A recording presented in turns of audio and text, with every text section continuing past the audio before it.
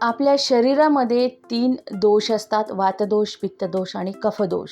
हे तीनही दोष ज्या वेळेला समान अवस्थेत असतात त्यावेळेला आपण निरोगी असे असतो, आपले स्वास्थ्य हे चांगले असते. परंतु ज्या वेळेला हे तीनही दोषांचे इम्बॅलन्स होते किंवा हे दोष वाढतात त्यावेळेला आपण आजारी हे पडत असतो. आणि जो दोष वाढलेला आहे त्या दोषाचे आजारही होत असतात. म्हणजे जसे वातदोष वाढला तर वाताचे विकार, पित्तदोष वाढला तर पित्ताचे विकार आणि कफदोष वाढला तर कफाचे विकार हे होत असतात. परंतु जर नियमितपणे आपण कोमट पाण्याचे सेवन केले तर हे तीनही दोष आपली जागा सोडत नाही, हे वाढत नाहीत, समान अवस्थेतच राहतात, बॅलन्स राहतात. आपल्याला कुठल्याही प्रकारचा विकार हा होत नाही.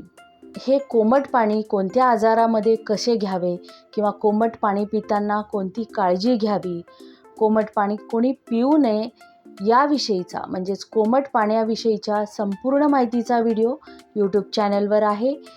त्याची लिंक तुम्हाला कमेंटमध्ये आहे.